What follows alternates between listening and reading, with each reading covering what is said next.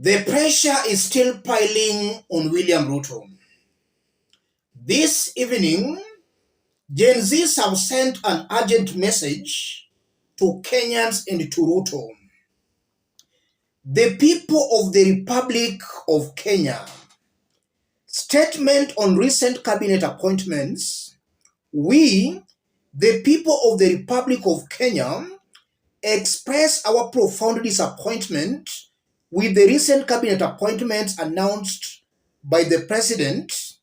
Despite our clear and persistent demands for fresh faces and competent professionals in the new government, we are disheartened to see the reappointment of individuals with questionable records.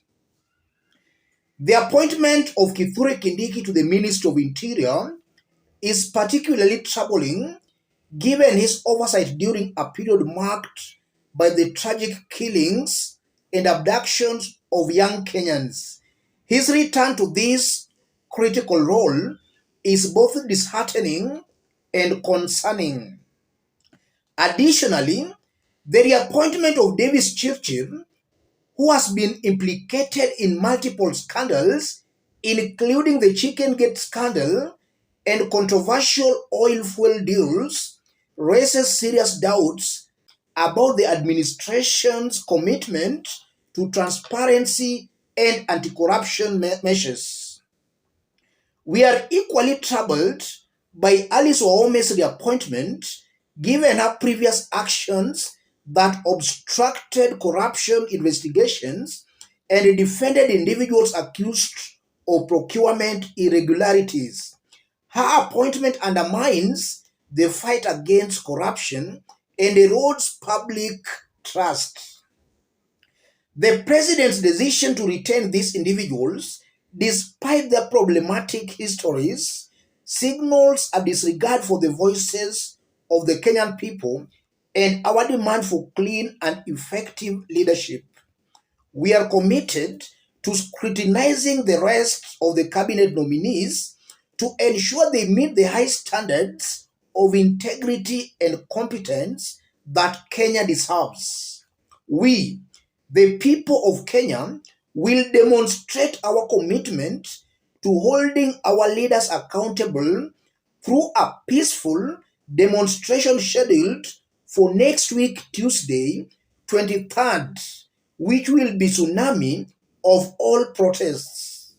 The demonstration will serve as a powerful reminder that we will not accept anything less than the clean, competent governance that we have long demanded. Yours faithfully, the people of the Republic of Kenya. Yes. So that's the urgent message to Ruto.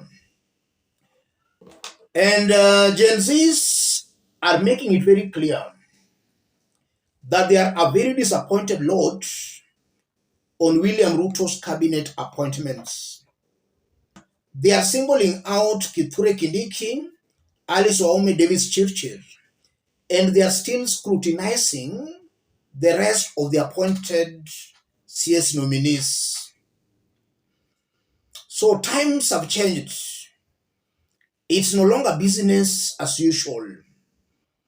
And from where William Ruto is, he should know things have changed. Kenya is ripe for revolution. And he has to be very smart, and he should use a lot of wisdom for him to navigate these uncharted waters in Kenya. It's no longer business as usual. And besides that, Kenyans have also been greeting these nominees. In our earlier video, we highlighted on how Soy Pantuya, CS nominee environment, was greeted by thousands of Gen Zs. And I'm very sure that even some of these other cabinet appointees are also being greeted. So it's very hostile for them. Peace has become a foreign concept to these William Ruto's nominees. I want us to dig deep into this for Kenyans to understand it better. If you are watching us but you have not yet subscribed, subscribe, give the video a like. Let's proceed. This message confirms that Gen Z protests are not dying down anytime soon. And if William Ruto or his allies or his supporters think that this protest will just die down that way, then they will be in for a very rude shock. I'm saying these protests are going to become the new norm in Kenya. And eventually the Gen Zs will win because they are speaking on behalf of a majority of Kenyans. Just a few days ago, a survey was released that indicated over 81% of Kenyans support Gen Zs. So when Gen Zs sent an urgent message to Ruto, they have the backing of over 81% of Kenyans. We know power belongs to the people. If you look at it in the coming months, days, William Ruto will badly lose because he can't win a war against the people. Kenyans are very mad at Ruto because they have tried him in the last 2 years.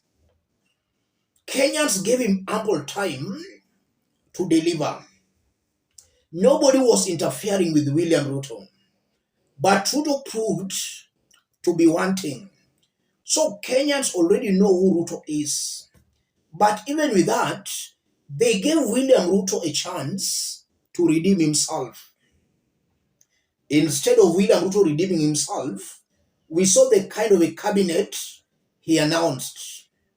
People accused of corruption, no regional balancing, appointments going to only 2 communities, with one community scooping about 6 posts. So regional balancing again has not been effected. And that's also one of the main reasons why Kenyans are on the streets.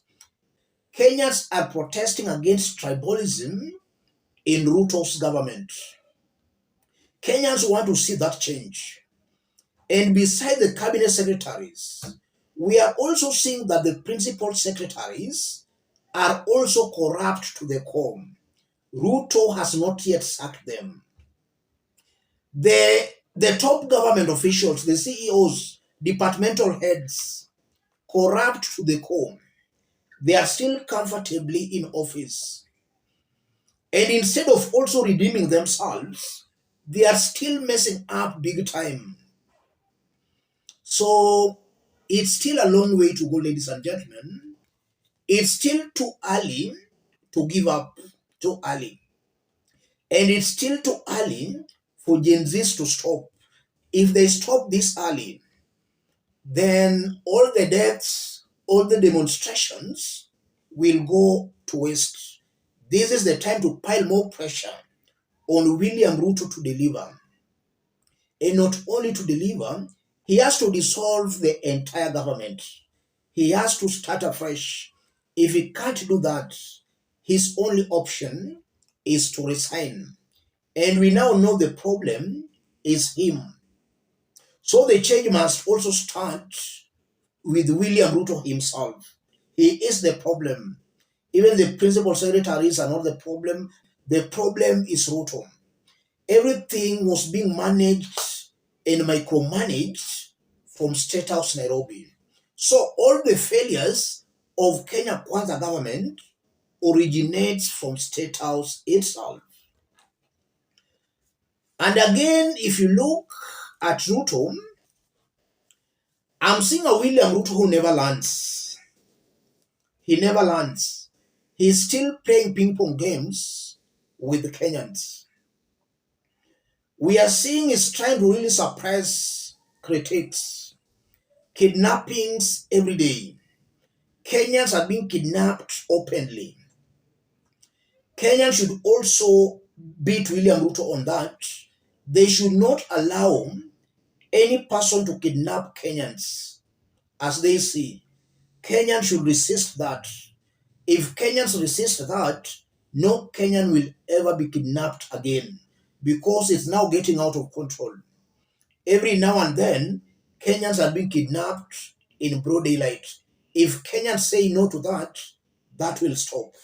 Power belongs to the people. As I conclude, it's quite sad that some Kenyans are still supporting this government. It's very sad. And those Kenyans supporting this government, they will go down in history as the betrayers, those who betrayed the cause.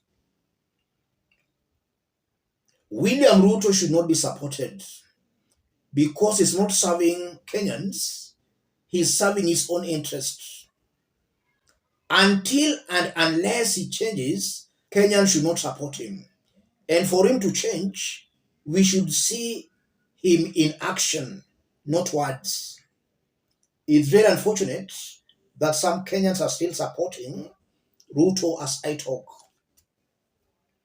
Let me stop it there. If you are watching us but you have not yet subscribed, subscribe, give the video a like. Any person watching us outside Kenya, drop a comment, let us know from which part of the globe you are watching us from. If possible again, subscribe, give the video a like. Let's meet in our next analysis. Thank you.